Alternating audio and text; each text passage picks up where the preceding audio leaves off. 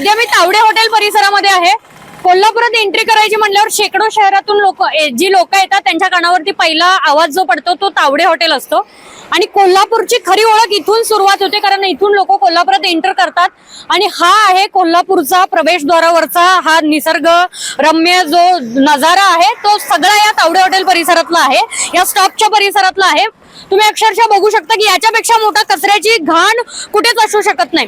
केके न्यूजच्या माध्यमातून गेले कित्येक दिवस कोल्हापूरच्या अशा अनेक कचऱ्याच्या ढीग घाणी मी तुम्हाला दाखवत आहे. पण सगळ्यात महत्वाचं म्हणजे या सगळ्या बघितल्यानंतर एक गोष्ट लक्षात येते की नेमकं कोल्हापुरात कचरा आहे की कचऱ्यात कोल्हापूर आहे हेच कळत नाहीये. कारण प्रवेशद्वाराजवळच जर ही परिस्थिती असेल, प्रवेशद्वाराजवळच हे घाणीचं साम्राज्य असेल, तर तुम्ही विचार करा कोल्हापूर मधल्या आतमध्ये शहरामध्ये गेल्यानंतर काय परिस्थिती असेल, काय नदी नाल्यांची अवस्था असेल. आणि हा सगळं घाणीचं जे साम्राज्य आहे हे कमी नाही, कमी होताना अजिबात काही वाटत नाही, हे तर वाढताना वाटतंय. अगदी 2-3 पावलांवरती या ठिकाणी शेतं आहेत, शेतामध्ये हे प्लास्टिक उडून जात असतं, शेतकऱ्यांना त्याचा त्रास होतो. दरवेळा पीक घेत असताना शेतात पीक कमी आणि कचरा जर जास्त होत असेल तर मग इथले शेतकरी शेती कसे करणार. आणि दुसरी गोष्ट, भटक्या कुत्र्यांचं इतकं प्रमाण वाढतं अशा ठिकाणी, घाणीचं साम्राज्य जिथे तिथे भटकी कुत्रे.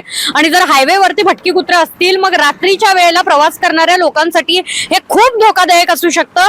मात्र विषय असा आहे की फक्त आम्ही बोलू शकतो, लोकांपर्यंत हे पोहोचवू शकतो, पण हे कोल्हापूरकर म्हणून आपली जबाबदारी आहे की हे आपण बंद केलं पाहिजेत. आपल्याकडे कोल्हापूर महानगरपालिकेने सुदैवाने गाड्या सुद्धा सोडलेल्या असतात ओल्या सुक्या कचऱ्यांसाठी.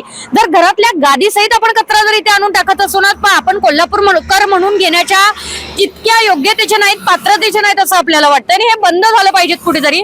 इथल्या प्रशासनाकडे याकडे लक्ष दिलं पाहिजेत. नवीन प्रशासन कोल्हापूरमध्ये आता रुजू झालेलं आहे, त्यांचंही लक्ष याकडे जोपर्यंत जात नाही तोपर्यंत कोल्हापूर चांगलं होऊ शकत नाही असं मला वाटतं. कारण फक्त 4 रस्त्यावरती डांबर पडलं म्हणजे कोल्हापूर चांगलं झालं असं नाही. कचरा बाहेर पडला पाहिजे. जोपर्यंत कचरा इथला निघत नाही तोपर्यंत आरोग्याच्या ज्या समस्या आहेत त्या आरोग्याच्या समस्या सुटणार नाहीत. त्यामुळे कोल्हापूरकरांना विनंती आहे, या गोष्टी कृपा करून थांबवा. व्हिडिओ जर्नलिस्ट सर्वेश देसाई सोबत मी सह्याद्री देसाई, केके न्यूज कोल्हापूर. नवीन Suzuki e Access electric scooter, silent, smooth आणि स्टायलिश, आरामदायक सीट, डिजिटल फीचर्स आणि रोजच्या वापरासाठी परफेक्ट कम्फर्ट, एक चार्ज आणि शहरभर निश्चिंत राईड, कमी खर्च, शून्य प्रदूषण. आजच मोहिते सुझुकी कावळा नाका, मोहिते सुझुकी उद्यमनगर आणि मोहिते सुझुकी साने गुरुजी शोरूमला भेट द्या.